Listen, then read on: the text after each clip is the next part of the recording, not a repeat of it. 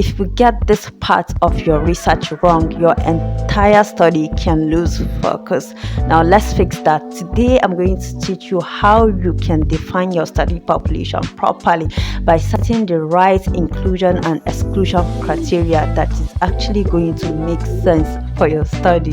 Now, what is the study population? The study population is the entire group of individuals you are going to use in your study, like the entire population, and this population must share some certain characteristics that are relevant to your study.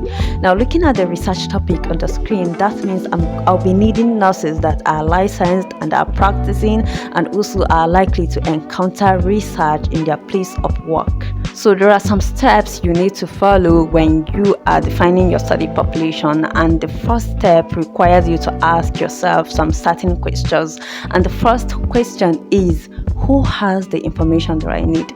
So in my case, of course, nurses have the information that I need, but if you are studying drug abuse among young adults in a particular community, of course, young adults will have the information that you need. And then the second question you are to ask yourself is, where can I find them?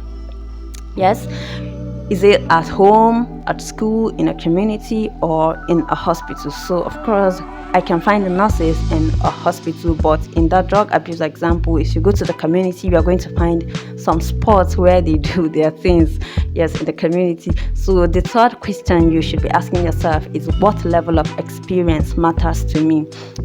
Nurses with 10 years clinical experience, 5 years, or even less than that.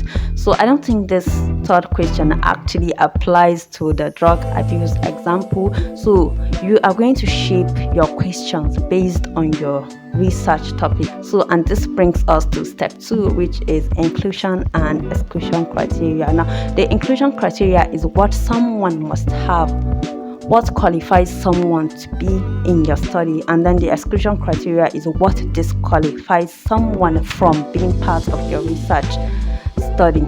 For our example topic, nurses' knowledge and attitude towards clinical nursing research and its application to nursing practice, I'm going to have inclusion criteria like this, and the first one is the nurse must have a valid license, and then the second one is that nurse must be currently practicing in a particular hospital. Of course, you are going to mention the name of that hospital.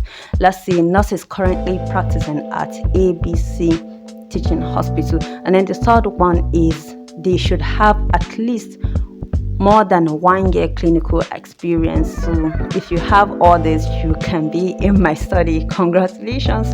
But then my exclusion criteria are going to be that if you are an intern nurse, student nurses on maternity leave, or if you are a nurse working strictly in administrative parts of the hospital, then you are excluded, you are disqualified.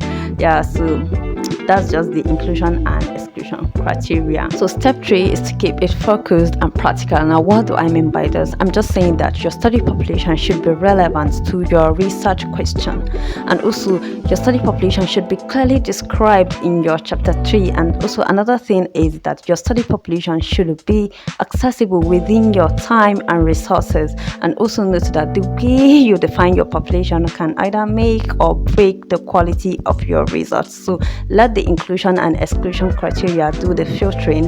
And that's all for today's video. I'll see you in my next video.